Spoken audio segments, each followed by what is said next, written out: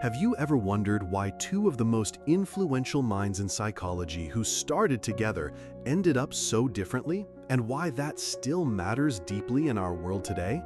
I have spent years studying Carl Jung and Sigmund Freud, and what I have found in Jung's theories is a revolutionary way to understand ourselves beyond just what Freud proposed. If you are struggling with feeling defined by your past or trapped by your unconscious impulses, Jung's wisdom will offer you a path to a fuller self-awareness and authentic growth. One of the biggest struggles we face in modern life is the feeling of being unconscious or controlled by forces within us that we don't understand. Jung observed this same struggle firsthand in his clinical work and recognized something Freud did not fully appreciate. Freud saw the unconscious primarily as a repository of repressed desires and traumatic memories, focusing mainly on sexuality and aggression as driving forces. Jung expanded this view by discovering the collective unconscious, a deeper layer of the psyche containing universal symbols and archetypes shared across humanity and throughout history. I have been deeply moved by Jung's ability to see human suffering not as pathology, but as a call from the unconscious towards wholeness. He was empathetic to the parts of our psyche that are ignored or rejected, yet still vital to our growth.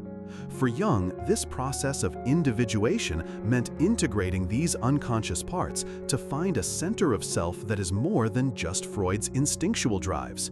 Jung warned us that ignoring these deeper unconscious forces could lead us to a life of fragmentation and neurosis, which today looks like burnout, anxiety, and a loss of meaning from modern pressures and disconnection.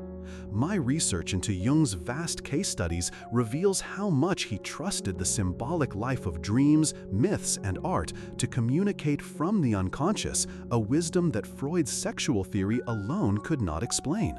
A famous example Jung shared involved one of his patients whose dreams about darkness and light reflected not only her personal conflict, but universal archetypal themes of transformation. Jung's attention to symbols led him to develop what I see as his most important concept for today, the transcendent function. This is the dynamic process by which unconscious contents come into dialogue with conscious awareness, allowing psychological growth and renewal. Where Freud's approach was often about analyzing and controlling unconscious material, Jung invited us to experience it as a creative negotiation where psyche moves toward balance. Moreover, Jung's idea of the self goes far beyond Freud's ego, ego ideal, or superego. It encompasses a totality of our being, including both conscious and unconscious aspects. Our task is not simply to control or suppress parts of ourselves, but to embrace and integrate them. Jung challenged the reductionist view of humans as driven by just primal urges and opened the door to spiritual dimensions of psychology, something Freud rejected, which explains much tension between them.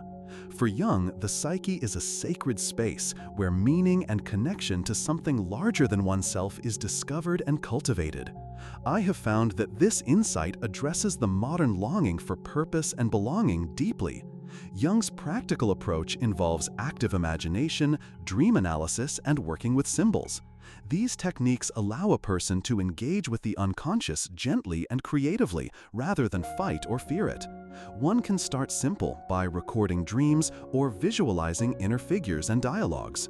Jung believed strongly in the human potential to heal and grow through these practices, affirming that transformation unfolds when we bring unconscious elements into awareness and develop a relationship with our whole self.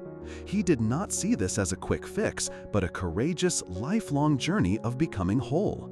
Jung's work offers us not only a richer understanding of our internal lives, but a way to live more consciously and authentically than Freud's worldview permits. To summarize, Jung would want us to remember that we are far more than our repressed desires or social conditioning. The unconscious is not just a dark prison, but a source of wisdom and renewal when approached with openness and imagination. This perspective can transform our experience of anxiety, isolation, and fragmented identity into a path of healing and wholeness. Finally, if you found this exploration compelling, don't miss my next video where I will delve into how can I apply synchronicity to make meaningful choices, an essential Jungian idea for navigating fate and freedom in our lives. Like, comment, and subscribe so we continue this journey together. And be sure to come back tomorrow for another powerful insight from Jung into living a deeply meaningful life. Thank you for joining me today on the vital difference between Jung and Freud that still shapes how we understand ourselves and the world around us.